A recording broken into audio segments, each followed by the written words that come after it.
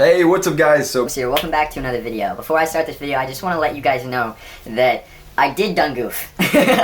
For anybody who ordered SketchBook Chronicles and was in the first 6 orders, you'll know because you'll have cards. I messed up with the rulebook, so thank you for watching this video because you're going to know how to play. When I sent the rulebooks out to print, I forgot that there's a nice old 4th page.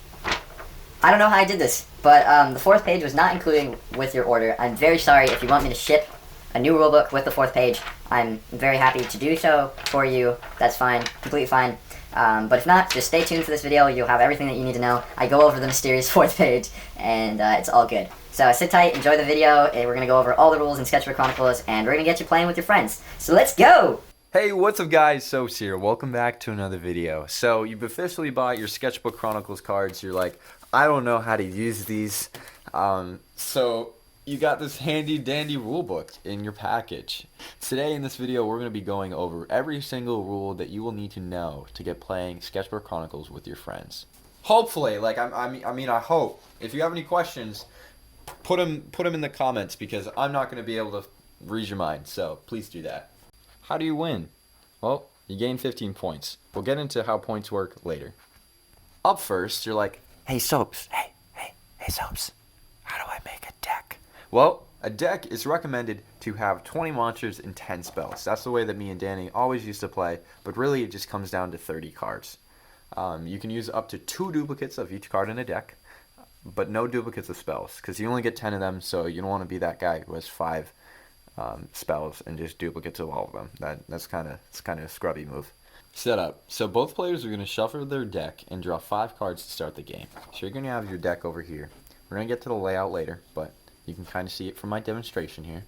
You're going to shuffle your deck, which I already did, and you're going to draw 5 cards. 4th grade math skills on point, and that's going to get you started with the game. But for now, we're going to take a break and we're going to go over the different types of cards. So there's 4 different types. There's death type, life type, fire type, and storm type. So this is a fire type card. You can tell because it's fire, believe it or not. This is a death type because skeletons are dead. This is a storm type because lightning bolts and clouds. And this is a life type because leaves equal life. Using multiple cards with the same type in your deck will tend to give you an advantage because some of them work together. Not all do. You can really just make a deck out of your favorite cards and still have a fighting chance. But sometimes there's cards that are like, yo, if you got 3 life monsters on the field, you win the game. And then, yeah, so it's, you know. all the people who haven't bought the game or watched any of my videos are like, what? It's that easy? I don't want this. But on your normal card, you have the name, the type, the beautiful art, the elixir cost, the attack, the block, and the effect/ability. And then of course you have the card number for the set, which I will be coming out with a checklist later, so stay tuned for that. This is just the normal layout of the cards, and that's what I call a card game, my friend. So using what we just learned, let's go over the stats on this Astro Bros card. So his name is Astro Bros. That's the lovely art. He's a storm type. He costs 4 elixir.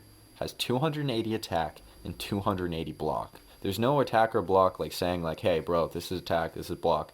But it always goes attack, block, attack, block. So if it's in the front, it's the attack. If it's in the back, it's the block.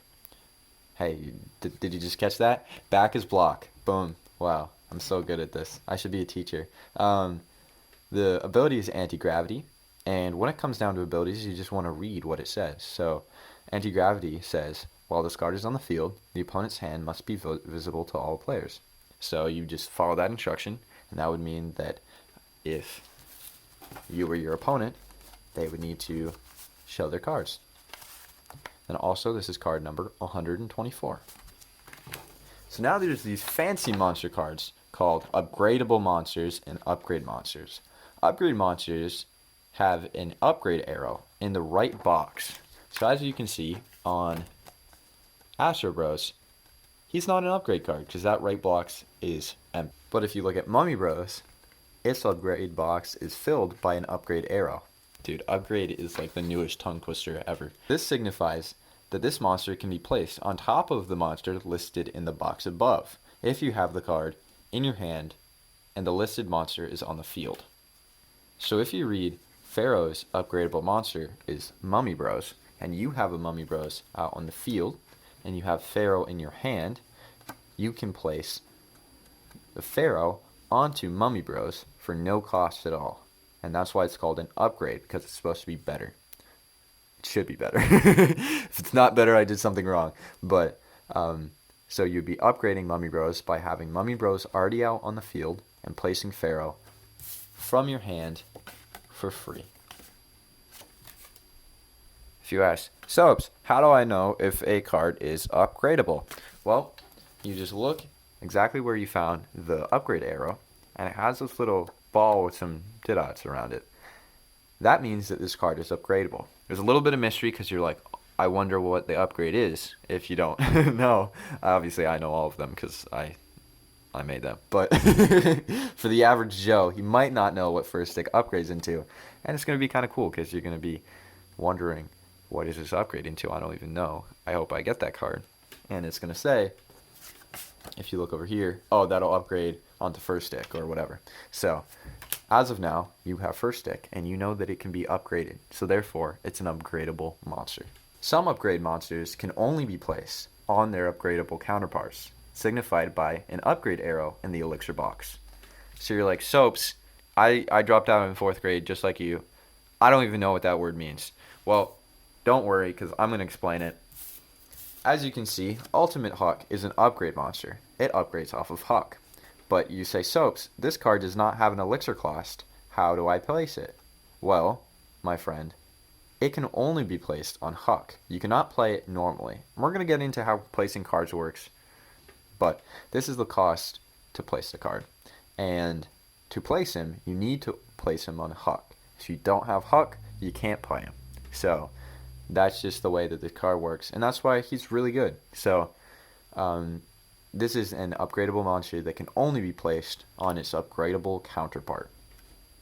Next up on the rulebook, we have page number 2, which talks about upgradable monsters continued. So as you can see, there's an upgrade arrow over here, and then it talks about the upgradable monster, that symbol. Upgradable monsters are no different than other monsters, besides the fact that they can be upgraded when they are down on the field, and you have their upgrade in your hand. To upgrade an upgradable monster, it costs you nothing, and you can upgrade it in the placing phase of your turn. When an upgraded monster dies, your opponent gains 1 point, and both upgrade and the upgradable cards are sent to the discard pile. So first stick is no different than any other card because it has the upgradable symbol in the right box. It just means, hey, it can be upgraded, but you just play it like a normal card. And if you upgraded first stick with its upgradable counterpart, which is not Pharaoh, please don't get this confused. When it dies, it's sent to the discard pile, and you only gained 1 point. We'll get into points later, but don't be like, oh, 2 cards died, so I get 2 points. It's not how it works. It still counts as 1 monster, because all you're doing is upgrading it. Next up, we have some fandangled spell cards. The spell cards use the same template as monsters, so they're not really too complicated. Up here is the spell name, the spell type. Spell type stays the same. Normally where you'd have the type of the monster, it's just this little zigzag with some balls on it and some dots. So that will tell you that it's a spell. And then over here you have the elixir cost. Just like monsters, you need elixir to place them. And then it has no block or attack because it won't be attacking or blocking. It's just placed and its effect is used. It also has a card number. But yeah, right here is the effect, and normal spells, when played, follow the effect on the card and send it to the discard pile. So if you had Moon Trip in your hand, you'd place it for 3 elixir, and then you can send one of your opponent's monsters back to the hand. And you can only play spells on your turn unless the card says otherwise. So, further explaining this, if you have a Snipper in your hand, you can tell that it's a spell by this symbol up here. It costs 3 elixir, and when you place it, you kill 1 monster on the field. So that could be your opponent's, that could be yours. Doesn't really matter, it's just 1 monster on the field. If you have Campfire Stories, you can tell it's a spell from up here, and then it costs 2 elixir. You and your opponent both send 1 monster back to the hand. And you'd place it, you'd do that, and then once you're done, you'd send it to the discard pile. Next up, there's a new type of spell called equip spells. Equip spells have a equipped in the effect box. When played, attach the card to one of the monsters on the field and follow the effect. When the time period displayed on the card is up, send the card to the discard pile.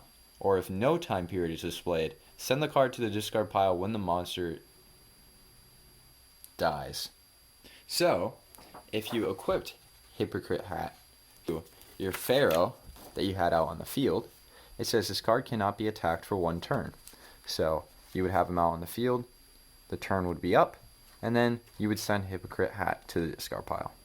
So, you've heard me talking about this fancy thing called Elixir, and you're like, Soaps, what even is that? So, I'm going to explain that right now. Elixir is the currency of SketchBook Chronicles. Every turn after drawing a card, you gain 3 Elixir. Not 2, not 25, 3 Elixir. Even on your first turn. You use Elixir to place monsters and spells, and once you spend your Elixir on a card, it is subtracted from your total you have saved. If you don't spend your Elixir this turn, it carries over to the next turn. The max Elixir you can have at one time is 8. So, you can't go higher than 8. If you go higher than 8, it stays at 8. So, there you go. To gain points, kill opponent's monsters through battling. If you win the battle, you gain 1 point. If they have no monsters, and you can attack this turn, you can direct attack for 2 points. And that counts as your attack for the turn. So if you kill an opponent's monster, you get 1, and if you attack directly, you get 2. So how do we get these points? Through battling. Once per turn, you can attack with 1 monster you have on the field, as long as it isn't your first turn. If your monster's attack is higher than your opponent's monster's block, their monster is killed and sent to their discard pile, and you gain a point. If your attack is the same as your opponent's block, then both monsters are sent to their respective discard piles and you both gain a point. So, for example, if your opponent had placed an ultimate Huck, of course through upgrading him onto Huck, we've learned some things, and you had a Pharaoh. Pharaoh, believe it or not, does not have 600 block. If it was your turn and you have ultimate Huck, with 600 attack, you could kill the Pharaoh, who only has 470 block. So, you'd say, alright, I still haven't attacked with my 1 monster this turn, so I'm going to attack. You'd use your 600 attack to kill my Pharaoh's 470 block, and my card is sent to the discard pile.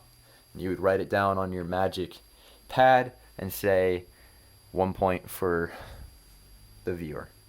If you both had the same 600, if you had 600 attack and I had 600 block, which just doesn't happen, I promise, then both of our cards would be sent to our respective discard piles. We would both gain a point, so 1 point for the viewer and 1 point for Soaps. If your monster's attack is less than your opponent's monster's block, then your monster would be sent to the discard pile and your opponent would gain a point.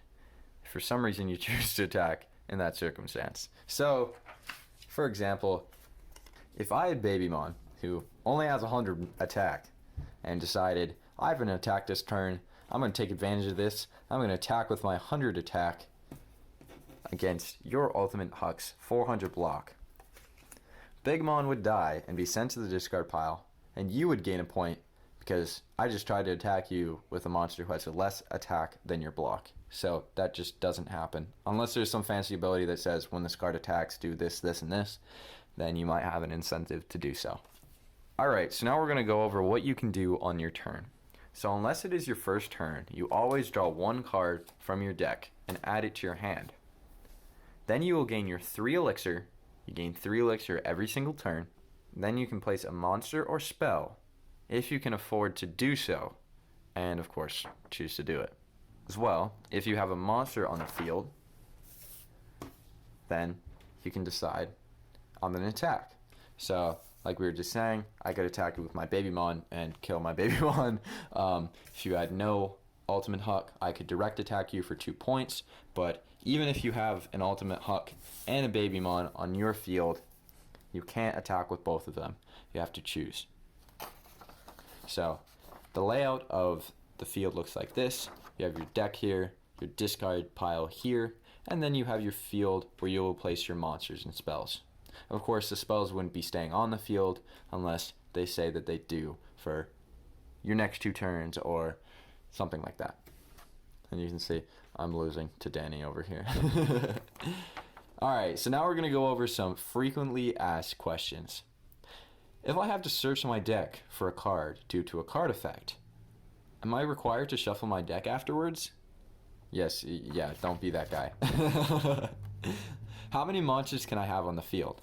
You can have as many monsters as you want out on the field at any given time. It's not a game where you just spam cards. It's not really possible. How many monsters or spells can I play on my turn?